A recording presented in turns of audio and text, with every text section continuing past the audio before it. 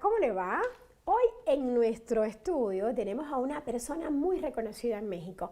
He invitado a entrevista especial de Guía Tu Cuerpo a alguien que yo en lo personal admiro mucho y que es muy respetada y muy querida en este país, ya lo dije. Es la maestra Fabiana Maribel Cepeda Arias, jefa de enfermeras del Instituto Mexicano del Seguro Social, el IMSS, más conocida como la jefa Fabiana. Por fin se nos dio la oportunidad de tenerla acá en nuestro programa, así que le doy la más cordial bienvenida. Y bueno, el tema que hemos escogido para este programa, aunque me imagino que hablemos de muchísimas cosas, porque nos van a llegar muchas preguntas de nuestros usuarios de las redes sociales, el tema que hemos escogido es el tema del cuidador primario, porque las enfermeras y los enfermeros cuidan a las personas. Hacen muchísimas cosas para que la estancia de la persona en una clínica, en un hospital o en una casa sea la mejor. O sea, un médico sin una enfermera como que no es lo mismo, ¿verdad? Para no decirle, para no ponerle calificativos. ¿Cómo está jefa Fabiana? Como le dicen cuando está en la calle. ¿Cómo está, maestra Fabiana? Muchas gracias, pues agradecida por la invitación y pues acá muy entusiasmada por participar en este gran programa. Y pues bueno, el trabajo del personal de enfermería fundamental, no solo en los hospitales, ¿no? También en muchos espacios que también participamos. En las unidades de medicina familiar, por ejemplo, en las guarderías también tenemos participación, ¿no? Con los pequeños que son sanos. No solamente participamos con la gente enferma, también en la población que es sana, que es ahí es donde tenemos mayor oportunidad. Entonces, mucho es el trabajo que hacemos las enfermeras y enfermeros, y más en esta parte de ser cuidadores. Es nuestro principal motivo. Un trabajo que parece sencillo, pero que no lo es. ¿Qué hace un cuidador que le llaman cuidador primario? Un enfermero cuando le piden que vaya a asistir a una persona disfuncional o con alguna discapacidad.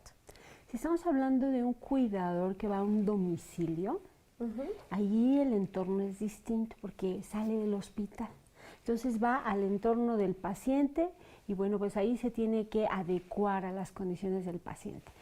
Y ahí pues lo más básico es dar atención pues básico a la limpieza, a la higiene, a la alimentación, al acompañmiento, la administración de medicamentos. Y hasta de alimentos, ¿no? Los visten, los bañan. Los bañan. Se llama el doctor, responden. Es una Sí, tremenda claro. responsabilidad, ¿no? Sí, claro. Y aquí hablo de acompañamiento porque la verdad es que lo importante aquí es que seamos como la sombra de esa persona que necesita el cuidado, ¿no? Seamos la escucha también, si es que el paciente se puede pues comunicar, o busquemos la manera de comunicarnos con esas personas. Por ejemplo, un paciente que tiene una embolia, que le llaman, no tiene una manera de comunicarse de manera verbal. Claro, ahí el cuidador es fundamental, porque buscas una manera de comunicarte, de que te diga que sí, de que te diga que no, de que te diga que se incomoda por alguna situación. Es ahí el papel fundamental que tiene un cuidador. Y bueno, ¿qué pasa con quienes no han recibido una preparación para cuidar a alguien con alguna discapacidad o alguien adulto mayor o disfuncional? ¿Cómo le haces si no estás preparado para eso? Pues es un asunto muy complicado para la familia porque es un afrontamiento. Que un día estás bien y al siguiente día te enfrentas con que tienes que cuidar a alguien de tu familia que está enfermo y que está postrado en una cama. Exacto. Primero, ¿quién de la familia lo cuida? Casi siempre es una mujer. Casi siempre eligen a la mujer, a la mamá, a la hija, a la esposa. Y usted lo dijo, de la noche a la mañana te conviertes en cuidador sin una preparación. Cambia tu vida porque cambia el escenario y además son cuidados que no sabes hacer. No sabes cómo bañar a alguien. Exacto. Y que además aquí quiero tocar un tema muy importante. Tienes que bañar a alguien que es de tu familia y que además tienes que invadir su intimidad. Eso es un tema muy importante. ¿Cómo vas a bañar a tu papá si tú eres su hija? ¿Cómo vas a invadir la intimidad de alguien que siempre has visto con una autoridad? Clarísima, clave. Pero ahí, ¿qué es lo recomendable? Aunque la persona no esté consciente, que pensemos que no entiende, que no trae conciencia tácita, tenemos que hablarlo, ¿eh? El paciente, aunque no tenga una respuesta, tiene que entender, tiene que escuchar de su cuidador que lo va a tocar, que lo va a bañar y que no tiene una intención de violentar su intimidad. Tiene que, ¿no? O sea, tiene que haber ese acuerdo de yo te voy a cuidar, yo te voy a bañar sin invadir tu intimidad y voy a tratarlo de hacer con todo el respeto que tú te mereces porque te quiero. Y no hay quien te bañe, pero te voy a bañar yo como pueda. ¿Tienes riesgos para la persona que empieza a cuidar a alguien si no está preparada? Digo, desde el punto de vista físico y desde el punto de vista mental. Claro, cuando el cuidado se prolonga, el colapso del cuidador es uno de los primeros efectos que tiene. ¿Y a qué me refiero con el colapso del cuidador? Pues que el cuidador empieza a tener trastornos físicos. ¿Y cómo se da cuenta de eso el cuidador? Al principio no se da cuenta porque lo relaciona con muchas otras cosas. Y el colapso es que tiene un agotamiento físico, que le duele la cabeza, que está irritable, que está de mal humor. Hasta pierde el apetito, creo, ¿no? Claro, porque está concentrado en estar cuidando a la persona. Incluso está malhumorado, ¿no? O se vuelve muy perfeccionista. Y bueno, pues son de las cosas incluso emocionales que puede estar también teniendo algún efecto de depresión, de angustia, ¿no?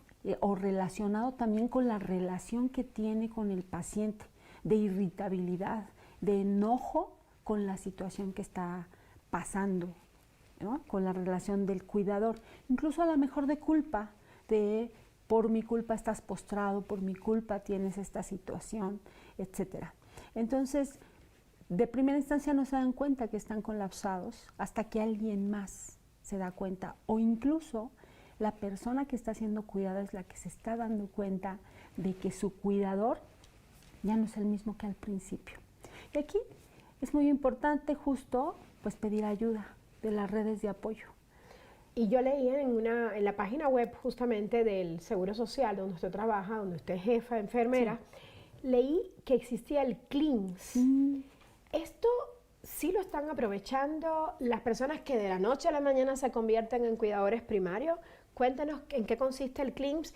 Y quiero saber también si alguien fuera de México puede entrar en línea a tomar esos cursos, esos talleres que ofrece el CLIMS, más bien que ofrece el IMSS a través del CLIMS. El CLIMS es una plataforma abierta que en cualquier parte del mundo puede tener acceso. Eso es una buena noticia. Eso es algo maravilloso, es a través de internet abierto, la plataforma es clims.gov.mx, son cursos abiertos para todo el público. Tenemos un curso especial que se llama Cuidador para Adultos Mayores. Es para una persona que de la noche a la mañana no sabe cómo cuidar, en este caso a un adulto mayor. Y vienen especificaciones muy fáciles, cómo bañar a un paciente, cómo alimentarlo, cómo hablar con él, cómo interactuar con él, cómo hacerle algunos cambios de posición, cómo incluso tener precauciones para que no tenga una caída en su hogar, cómo evitar algunos accidentes en el hogar, cuidados primarios. Yo le prometo que haremos promoción de esta plataforma porque muchas personas nos han preguntado cómo se preparan, cómo de pronto pueden ayudar a su familiar. Ahora usted dice que el cuidador puede llegar a tener ese colapso, como se le conoce, el colapso del cuidador primario. ¿Hay alguna forma de evitarlo? ¿Hay alguna forma de que cuando te veas inmersa en esta tarea digas, debo hacer esto y esto y esto para no llegar a tener un colapso? Varios son los aspectos que se tienen que cuidar. Siempre es mejor prevenir. ¿Y cómo es? A partir de allegarse de redes de apoyo.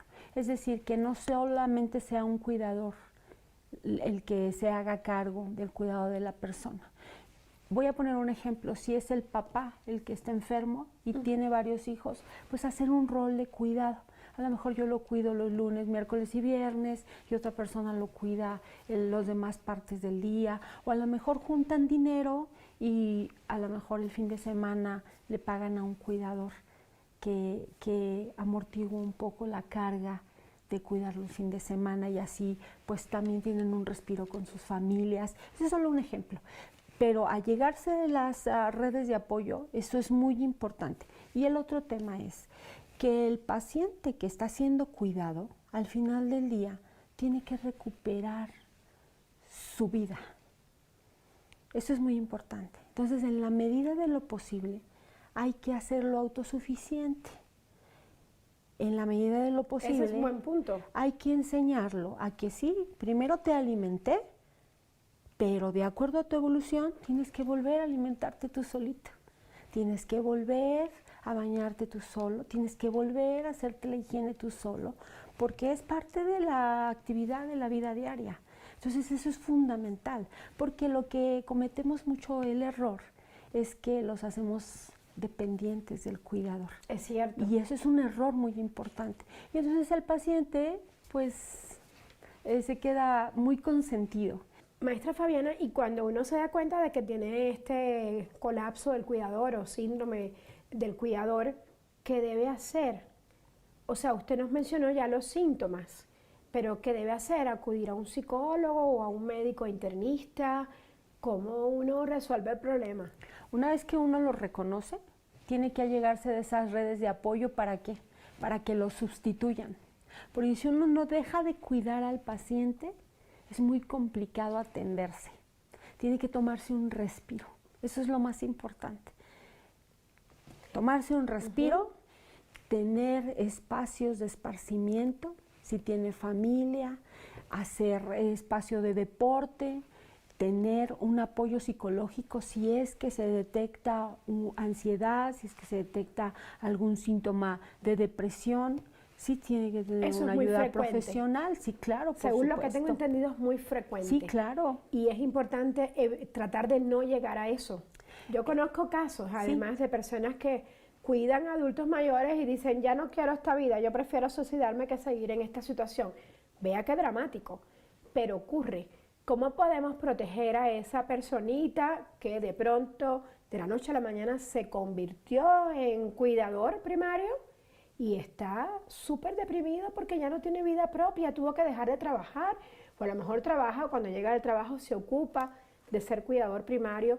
¿Cómo lo podemos ayudar? ¿Usted qué recomendación le da? Hay que quitarlo del cuidado del paciente. De inmediato. De Si inmediato. está así, ya. Ya no, porque entonces ya es otro paciente más.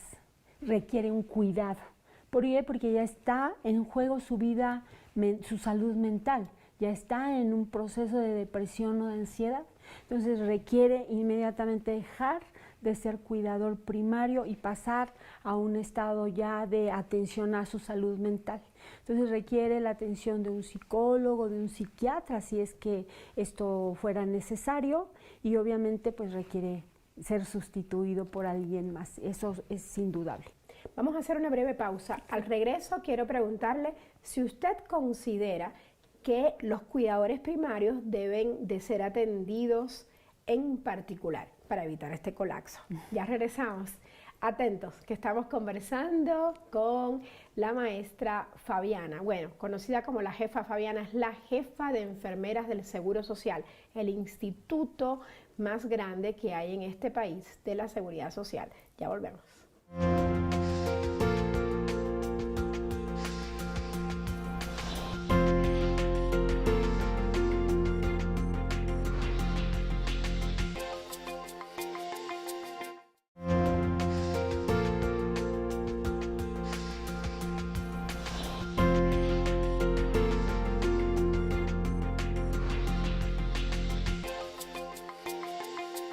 Estamos de vuelta en esta amena conversación con la maestra Fabiana Maribel Cepeda Arias, quien es jefa de enfermeras del Seguro Social, la institución pública de seguridad social más grande de toda América Latina. Tienen ustedes más de 70 millones de derechohabientes y felicidades.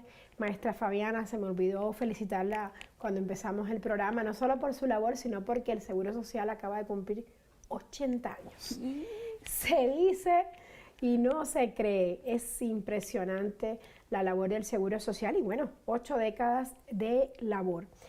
Y a mí me gustaría que retomáramos el tema del cuidador, porque yo creo que debe haber como más ojos puestos sobre esta figura del cuidador, porque ya vimos las consecuencias. Usted nos dijo ya que si no se atiende debidamente al cuidador, pues, ¿qué es lo que pasa esto del famoso colapso, ¿no?, que tienen los cuidadores? ¿Usted qué opina? ¿Debe haber algo, alguien, una institución, una instancia que se ocupe más de los cuidadores? Sí, claro, por supuesto. Mire, yo lo hice en el Instituto Mexicano del Seguro Social. Lo que hacemos con los pacientes que llegan, que están hospitalizados y se van a su casa, y que tienen una condición que los va a tener postrados o acostados en su casa.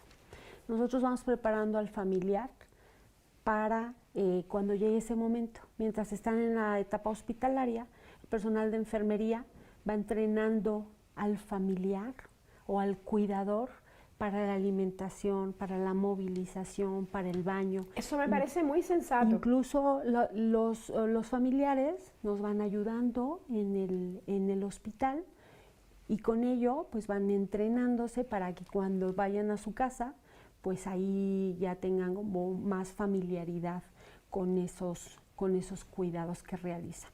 Y ello pues los va acercando más a que no sea algo ajeno, y que cuando lleguen a su casa pues sea algo nuevo. Entonces eso es algo previo. También tenemos un programa que nosotros le llamamos Atención Domiciliaria del Enfermo Crónico, por sus siglas ADEC.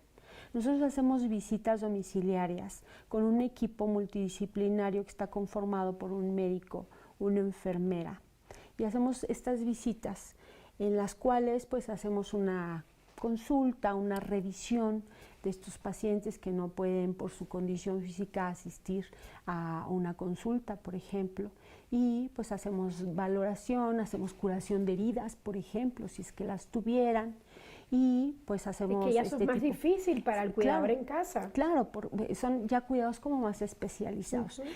No obstante, sí enseñamos al cuidador a hacer una curación de una herida básica. Ese tipo de entrenamiento es el que le damos al familiar, ¿no?, de cómo evitar una lesión por presión. Por ejemplo, es muy común que se le hagan a los pacientes las llamadas llagas, que se les hacen en la espalda, por estar acostados. Todo eso se puede prevenir, y eso es lo que el personal de enfermería le puede enseñar al familiar a prevenir a través del baño, a través de una lubricación de la piel, a través de una buena hidratación, etcétera. Y si ya se da ese tipo de lesiones, pues saber cómo se puede curar para que no se haga pues de una dimensión pues que no es esperada, ¿no? Usted ha tenido una trayectoria bastante intensa, de mucha entrega, de mucha dedicación. ¿Cómo le hacen ustedes? ¿Cómo le hace usted? Bueno, pues la verdad que es la pasión. Es la pasión, el amor por la profesión, y más que eso, pues es el amor por el servicio al otro, el servicio al ser humano. Y bueno, pues eso, una cosa lleva a la otra. Dormir poco es lo de menos. Cuando ves el efecto que tiene el que tú duermas poco, pero que tiene beneficio en la población. Y eso está bien, ¿no? Hay una pregunta que no quiero dejar de hacerle porque la vimos muy activa durante la pandemia de la COVID-19. Es cierto que la COVID sigue habiendo enfermos, pero la etapa dura, terrible, afortunadamente ya pasó. Usted mirando hacia atrás, hacia esa etapa, ¿qué nos puede decir de cómo la vivió? Porque sabemos que usted jugó un rol importante y que apenas dormía. Usted y las enfermeras del Seguro Social a las cuales dirigió. Fue una etapa difícil, pero de mucho aprendizaje. Aprendimos juntos, construimos juntos y juntas. Con el sector, porque no nada más fue el Instituto Mexicano del Seguro Social. Claro, porque llegaban a ustedes pacientes de todos lados, aunque no fueran derechohabientes, ¿cierto? Así es. Y entonces todas las instituciones de salud nos sentábamos a ver cómo le íbamos a hacer para atender a los pacientes, a los mexicanos y a las mexicanas, ¿no? No importaba aquí la raza ni la nacionalidad, de hecho. Entonces atendimos a todo el mundo de la mejor forma, porque la idea es que nadie se quedará sin la atención. Fueron etapas difíciles, fueron de dormir poco, pero de construir mucho. Y yo creo que cuando ya lo veo en retrospectiva dije, yo creo que lo hubiera hecho igual. Fue de mucho esfuerzo, de mucho trabajo en equipo y me parece que hoy el sector salud está más fuerte que nunca. El personal de enfermería en esta pandemia fuimos más visibles. El personal de salud en general.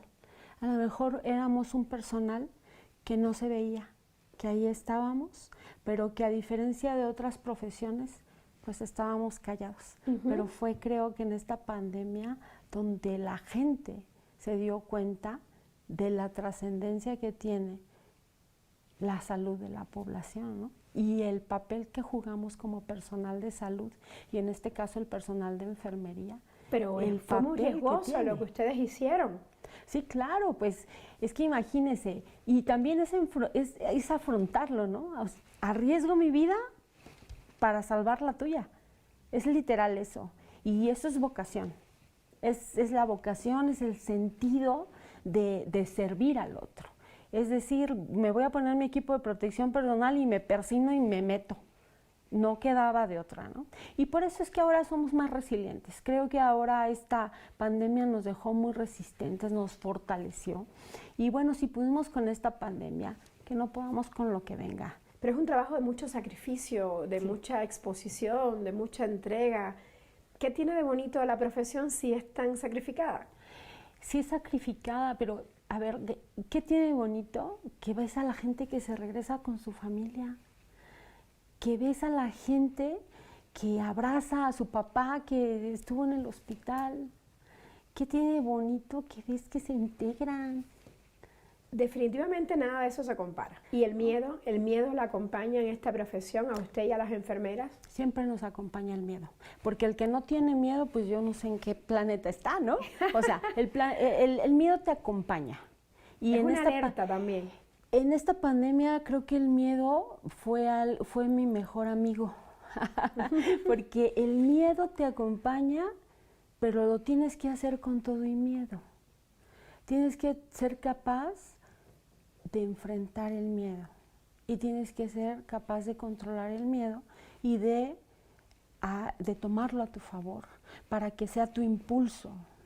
Tiene que ser tu motor el miedo, tiene que ser el que te empuje a hacer cosas maravillosas y que te empuje a hacer cosas extraordinarias. Y el miedo a la pandemia, por ejemplo, el miedo a que te murieras, el miedo a que te infectaras, fue el que nos ayudó a pensar cómo hacerle para que la gente no se muriera, cómo hacerle para que la gente no se siguiera contagiando, ¿no? ¿Y no siente usted miedo cuando ve que su paciente está muy avanzado, más cerca de la muerte que de la vida?